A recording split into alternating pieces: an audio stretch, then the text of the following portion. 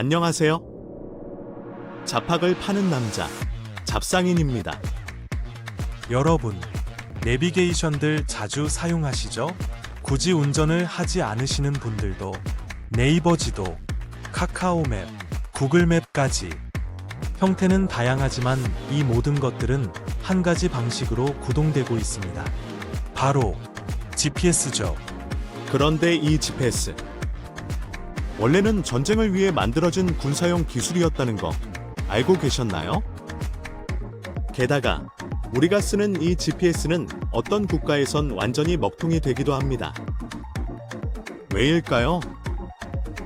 오늘은 우리가 매일 손에 쥐는 GPS 뒤에 어떤 기술, 그리고 어떤 세계 각국의 힘겨루기가 숨어 있는지 한번 들여다보겠습니다. 지금 시작합니다. 1957년 소련이 인류 최초의 인공위성 스푸트니크를 쏘아 올립니다. 어느 날 갑자기 라디오에서 삐하는 전파음이 울려 퍼졌고 그 소리가 바로 소련이 쏘아 올린 인공위성 스푸트니크에서 나온 신호라는 사실이 알려지자 미국인들은 공포에 휩싸였습니다. 밤하늘 어딘가를 돌고 있을 소련의 위성. 미국 대중은 물론 정부와 군도 충격에 빠졌죠. 이를 스푸트니크 쇼크라고 부릅니다. 모두가 충격에 빠져있던 이 순간 미국 존스 홉킨스 대학 응용물리연구소의 두 젊은 과학자 윌리엄 게리와 조지 와이젠바흐는 스푸트니크에서 송출되는 전파를 포착하게 됩니다. 단순한 학문적 호기심으로 신호를 분석하던 이들은 위성이 지나가며 주파수 도착 시간이 변하는 걸 발견합니다. 도플러 효과 때문이었죠. 이들은 이를 이용해 위성의 속도와 위치, 궤도를 계산해냈고 이를 지켜보던 당시 응용물리학연구소장 프랭크 매클루어는 결정적인 질문을 던집니다. 위성의 위치를 지상에서 알 수 있다면 반대로 위성으로 지상에서의 내 위치를 알 수 있지 않을까? 바로 이 질문이 GPS의 출발점이었습니다. 스푸트니크 쇼크 이후 본격적인 우주전쟁이 시작됩니다. 겉으로는 위성 발사 경쟁과 달 탐사 같은 과학 경쟁처럼 보였지만 그 이면에는 여러 군사 경쟁, 특히 정확한 위치 정보를 확보하려는 군사적 기술 개발이 은밀히 진행되고 있었습니다. 1973년 미 국방부는 넵스타 GPS라는 이름으로 본격적인 위성 항법 시스템 개발을 시작합니다. 당연히 소련도 가만히 있지 않았습니다. 미국이 GPS 개발에 속도를 내던 1980년대 소련은 글로나스라는 독자적인 위성 항법 시스템 개발을 시작합니다. 글로나스는 글로벌 내비게이션 위성 시스템의 러시아식 약자입니다. 소련도 스푸트니크 이후 위성 신호를 활용한 위치 추적의 가능성을 탐색하고 있었습니다. 자국 과학자들 또한 도플러 효과와 상대성 이론에 기반한 기술을 연구했죠.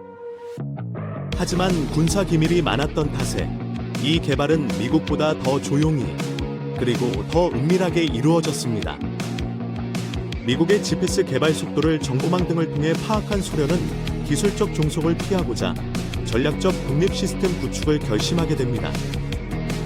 표면적으로는 민간도 활용할 수 있는 기술이지만 그 목적은 명확했습니다.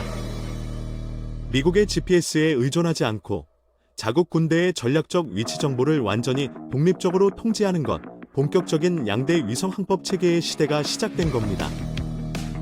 두 시스템은 기본 개념은 같지만 구조에는 차이가 있습니다. GPS는 24개 이상의 위성을 6개 궤도면에 배치해 전 세계를 포괄하는 반면 글로나스는 조금 더 낮은 궤도에서 위성들을 배치해 러시아 지역에서 더 정밀한 커버리지를 제공하죠.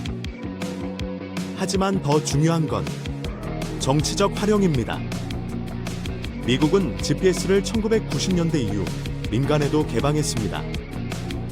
겉으론 개방처럼 보였지만 미국은 여전히 GPS 통제권을 단독으로 가지고 있습니다. 즉, 원한다면 특정 국가의 GPS 신호를 부분 차단하거나 정밀도를 낮춰버릴 수 있다는 뜻이죠. 이런 특성을 이용해 미국은 외교적으로도 GPS를 전략적으로 사용해왔습니다. 동맹국에게는 정밀도를 높여주고 갈등 국가에 대해선 제한된 서비스를 제공하는 방식입니다. 러시아는 이런 의존을 피하고자 지금도 자국군은 오직 글로나스만을 사용합니다.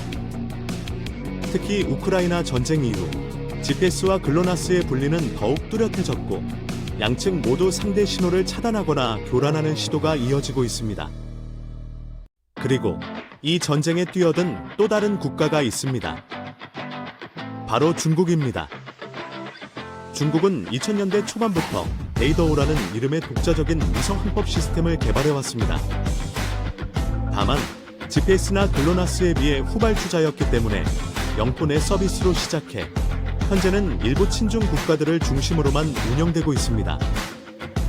중국 정부는 자국군과 전략산업, 일부 국제협력에서 이 시스템을 적극 활용하고 있지만 지역을 넘어서는 영향력은 많이 부족합니다.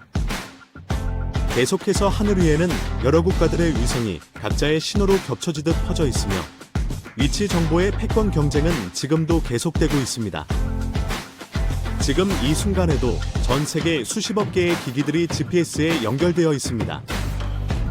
스마트폰, 배달 앱, 내비게이션, 항공기, 선박, 자율주행차, 심지어 농기계까지 모두 GPS에 의존하고 있죠. 그만큼 GPS는 이미 전 세계 인프라의 핵심이 되어버린 겁니다. 글로나스나 베이더우 같은 대안이 있긴 하지만 글로벌 범용성과 민간 생태계의 규모는 아직도 GPS가 압도적입니다. 이제는 단순한 항법 기술이 아니라 현대 문명의 필수 기반 기술이 되어버린 GPS. 그렇다면 이 기술이 만약 꺼진다면 어떤 일이 벌어질까요? 우크라이나 전쟁 이후 GPS는 단순한 편의 기술이 아니라 국방력의 핵심으로 떠올랐습니다. 이젠 위성을 둘러싼 기술 전쟁이 본격화되고 있습니다. 꿈의 기술, 위성 없이 스스로 위치를 파악하는 양자한 법, 인공지능이 스스로 경로를 계산하는 AI 기반 항법, 전파로 상대 위성을 마비시키는 GPS 교란, 움직임만으로 위치를 추적하는 관성항법 시스템, 위성을 해킹하고 정보를 탈취하는 궤도상의 사이버 전쟁, 외세의 기술에 의존하지 않고 자국 시스템을 갖추려는 디지털 주권 확보 경쟁, 우리가 너무나 당연하게 사용하는 이 기술. 만약 GPS 신호가 사라진다면 어떤 일이 벌어질까요? 도심의 차량은 멈추고 자율주행차는 길을 잃습니다. 배달 서비스는 정지되고 하늘의 항공기는 서로의 위치를 확인할 수 없게 됩니다. 공항과 항만의 관제 시스템, 은행의 시각 동기화, 심지어 스마트폰의 수많은 앱까지 GPS는 위치만 알려주는 게 아니라 시간을 기준 삼아 작동하는 수많은 시스템의 기반이기도 합니다. 이 신호가 꺼지는 순간 세상은 서서히 그리고 조용히 정지하기 시작합니다. 우리는 매일 GPS를 사용하면서도 그 뒤에 어떤 경쟁이 벌어지고 있는지는 잊고 살아갑니다. 지도 앱 하나에도 위성 수십 개, 기술 수십 년, 그리고 국가 간에 보이지 않는 긴장이 깔려 있죠. 우리가 일상에서 아무렇지 않게 사용하는 기술들, 그 배경에는 이렇게 거대한 이야기들이 숨어 있습니다. 어때요? 재밌지 않나요?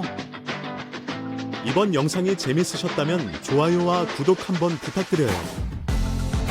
잡학을 파는 잡상인이었습니다.